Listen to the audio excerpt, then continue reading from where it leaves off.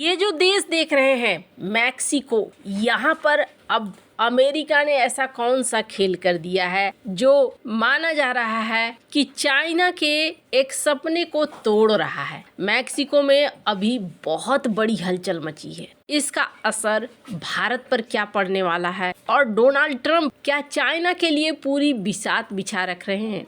Geopolitics में बहुत कुछ चल रहा है, हमेशा की तरह जानने को मिलेगा बहुत कुछ। आइए जानते हैं इन खबरों को विस्तार से। एक बड़ी पुरानी कहावत है, कहते हैं आब गई आदर गया, नैनन गया स्नेह, ये तीनों तब ही गए जब ही कहा कुछ दे। ये जो बॉर्डर देख रहे हैं, ये बॉर्डर है मैक्सिको और अमेरिका का, एक बहुत बड़ा बॉर्डर। और इस बॉर्डर के पीछे पिछली बार जब डोनाल्ड ट्रंप आए थे तभी पीछे पड़ चुके थे। इसके पीछे कारण है, चाहते तो वो ये थे कि बहुत ऊंची दीवार बना दी जाए, मैक्सिको से कोई यहाँ ना आ पाए और यहाँ से कोई मैक्सिको अवैध तरीके से ना जा पाए। इसके पीछे एक बड़ा कारण भी था। डोनाल्ड ट्रंप इस बार जो आए हैं वो पूरी प्लानिंग के साथ आए हैं और उनके एक्शन देखने को मिल रहे हैं। डोनाल्ड ट्रंप ने एक ट्वीट किया और ट्वीट में कहा कि हम तो जीतते ही जा रहे हैं। बड़ी लंबी लंबी ट्वीट लिखने वाले डोनाल्ड ट्रंप एक छोटी सी लाइन लिखते हैं, हम बहुत ज्यादा जीत रहे हैं। ये एक तंज है। वहीं स्क्रीन पर कुछ वीडियो को देखिए,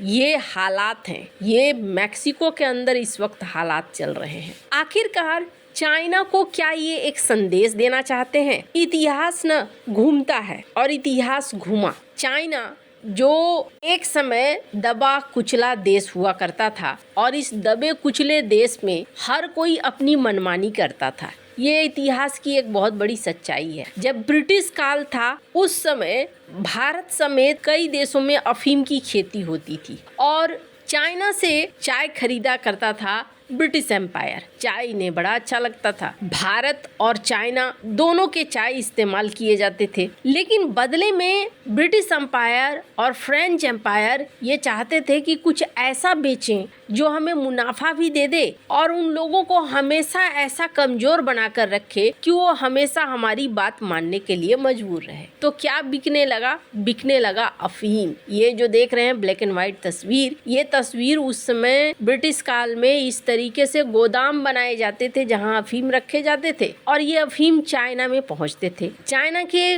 लोग जिन्होंने इनका इस्तेमाल किया, धीरे धीरे उनके लिए मुसीबतें बढ़नी शुरू हो गई। तब राजा ने वहां का निर्णय लिया कि नहीं, हम बदले में इसका व्यापार नहीं लेने वाले, हम नहीं करने वाले तुमसे ये व्यापार। तो हो गया अफीम युद्ध 1 और इसमें हार गया चाइना बुरी तरीके से। हारने के बाद उनको शर्त माननी पड़ी कि भैया हमारा ड्रग्स तो बिकेगा ही बिकेगा, मतलब आज की डेट में ड्रग्स, उस समय अफीम। फिर कुछ समय बीते, फिर इसका प्रभाव जब जनता में दिखने लगा, चाइना ने फिर से कहा नहीं जी, तो दूसरा युद्ध भी हो गया। दो युद्ध इस अफीम की वजह से हुए। लेकिन जैसा मैंने कहा कि इतिहास बदलता है। अब क्या हो गया, बहुत लंबे समय से ये देखने को मिल रहा कि अमेरिका में इन चीजों की मांग बहुत बढ़ गई और एक कार्टेल का निर्माण हो गया, एक गठबंधन जो ड्रग्स का व्यापार करने लगे, खास करके पड़ोसी देश। अमेरिका में ड्रग्स बैन है, लेकिन पड़ोसी देश मैक्सिको में शुरू से कानून उतने मजबूत नहीं रहे। अमेरिका दुनिया का सबसे बड़ा ड्रग मार्केट है। वहाँ हर साल लाखों लोग फेंटेनिल, मेथ, कोकेन, हीरोइन जैसे ड्रग्स इस्तेमाल करते हैं। वैसे 1 लाख मौतें भी होती। मैक्सिको की सीमा अमेरिका से सटी हुई है, लगभग 3000 किलोमीटर लंबी, जो ड्रग्स ढोने के लिए सबसे आसान रास्ता है। जैसे कोई पड़ोसी के घर में सामान बेचना आसान हो, वैसे ही ड्रग्स की तस्करी यहाँ पर बहुत आसान है। अमेरिका में ड्रग्स महंगी बिकती है क्योंकि वहाँ प्रतिबंध है, लेकिन मैक्सिको में सस्ती बनती है, इससे बहुत ज्यादा मुनाफा होता है। 1910 से 1930 के आसपास अमेरिका में ओपियम, marijuana और अल्कोहल पर बैन लगा।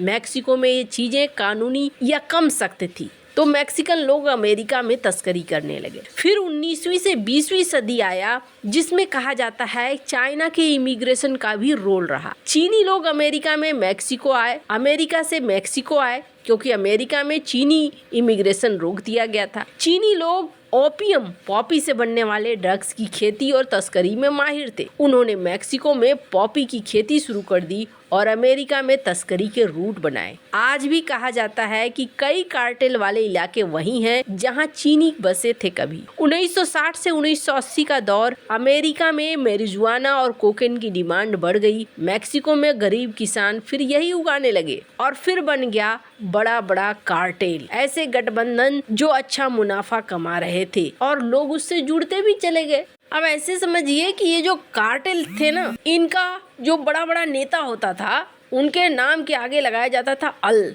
अभी भी आप देखेंगे बहुत सारे नाम है, अल चापो, अल होम्ब्रे। अल का मतलब हो गया दी।